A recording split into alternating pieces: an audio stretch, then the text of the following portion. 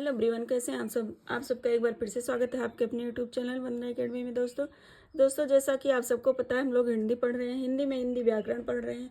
अगर आज का हमारा टॉपिक है व्युत्पत्ति, क्योंकि उत्पत्ति हमने अगली क्लास में पढ़ लिया, जो कि बहुत ही ज़्यादा इम्पॉर्टेंट है। अगर आप क्लास वाइज पेपर दे रहे हैं तो भी इम्पॉर्टेंट है, और अगर आप कोई कंपटीशन लेवल का पेपर देते हैं उसमें हिंदी आता है तो भी ये टॉपिक महत्वपूर्ण है। तो अगर आप मेरे चैनल पे नए हैं तो मेरे चैनल को सब्सक्राइब कीजिए, वीडियो को लाइक कीजिए। तो चलिए चलते हैं।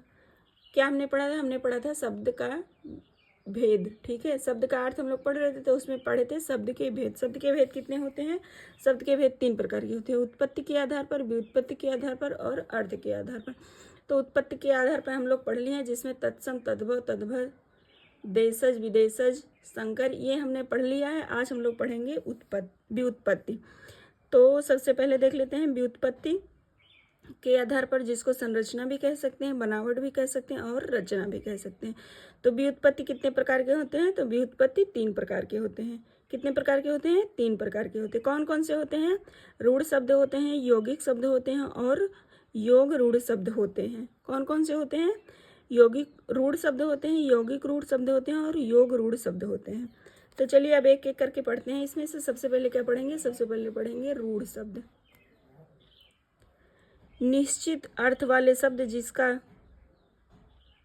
विच्छेद नहीं किया जा सकता है, अर्थात जिसको तोड़ा नहीं जा सकता, उसे क्या कहते हैं? उसे रूढ़ शब्द कहते हैं। जैसे दीवार, छत, सड़क, इसको तोड़ा नहीं जा सकता है। विच्छेद मतलब क्या होता है? तोड़ना। विच्छेद मतलब क्या होता है? तोड़ना। तो इसको तोड़ा नहीं जा सकता, इसका कोई अर्थ नहीं निकलेगा। ठीक है, तो चलिए अब देख लेते हैं यौगिक रूढ़ क्या होता है। यौगिक शब्द 2 रूढ़ शब्द से बने शब्दों के योग से बने शब्द यौगिक कहलाता है, जिन्हें तोड़ने पर प्राप्त शब्द का अपना अर्थ निकलता है। जैसे संधियाँ। ठीक है, जैसे समस्त संधियाँ, उपसर्ग, प्रत्यय, समस्त समास के उदाहरण यौगिक शब्द होते हैं। ठीक है, तो क्या रूढ़ शब्द और यौगिक शब्द में क्या अंतर है? जिसको तोड़ा जा सकता है, जिसका कोई अर्थ नहीं, जिसको तोड़ा नहीं जा सकता है, जिसका कोई अर्थ नहीं होता है, वो रूढ़ कहलाता है। और जिसको तोड़ा जा सकता है, जिसका अर्थ होता है, उसे क्या कहते हैं? यौगिक शब्द कहते हैं। ठीक है, अब पढ़ेंगे तीसरा, योग रूढ़ क्या होता है। तीसरा क्या है? योग रूढ़। तो देख लो, योग रूढ़ जो शब्द एक से अधिक शब्दों से मिलकर बने होते हैं तथा इनका अर्थ किसी तीसरे शब्द अर्थ को बताता है, वह योग रूढ़ कहलाता है। जैसे चतुर्भुज, दशानन आदि, ये सब किसके अंतर्गत आते हैं? ये सब हमारे बहुव्रीहि समास के अंतर्गत है। समस्त बहुव्रीहि समास का योग। चतुर्भुज 4 भुजाओं वाला, ठीक है, किसी तीसरे का वर्णन किया गया। दशानन 10 मुखों वाला, अर्थात रावण। ठीक है, ये हो गया हमारा व्युत्पत्ति के आधार पर। अब पढ़ेंगे अर्थ के आधार पर। आ गया अर्थ के आधार पर। अर्थ के आधार पर क्या? अर्थ के आधार कितने प्रकार के होते हैं? तो 2 प्रकार के होते हैं। कौन कौन से होते हैं? सार्थक होते हैं और निरर्थक होते हैं। कौन कौन से होते हैं? सार्थक होते हैं और निरर्थक होते हैं। जब इसको तोड़ा जाएगा तो सा प्लस अर्थ प्लस का, तो क्या होगा? सा क्या है? सा उपसर्ग है। सा मतलब क्या होता है? सहित। ठीक है, साथ में। और निरर्थक क्या मतलब होता है? नी मतलब होता है साथ रहित। ठीक है, नी मतलब ये होता है। तो अब चलिए देख लेते हैं वे शब्द जिनका बहुत ही आसान, बहुत ही सरल भाषा में बताया गया है। तो आप लोग इसको जरूर देखो, बहुत अच्छे से समझ में आएगा। वे शब्द जिनका कोई अर्थ होता है तथा जिन्हें स्वतंत्र भी प्रयोग में लाया जा सकता है, उन्हें क्या कहते हैं? उन्हें सार्थक शब्द कहते हैं।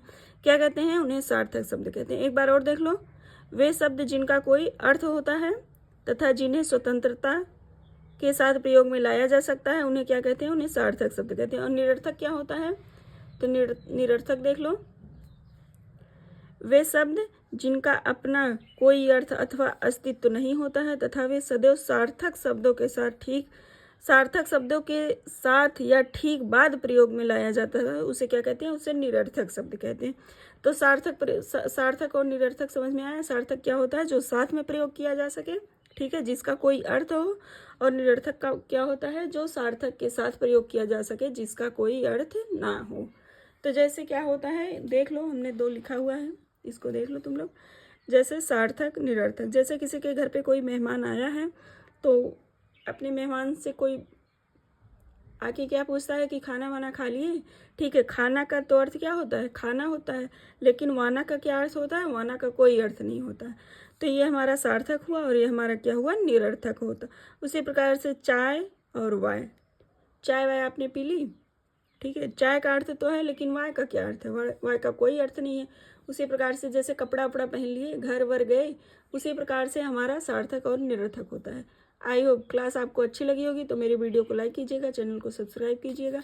मिलते हैं एक नए वीडियो के साथ, और बहुत ही ज़्यादा इम्पोर्टेंट टॉपिक है, तो आप लोग इसको ज़रूर देखिएगा। धन्यवाद।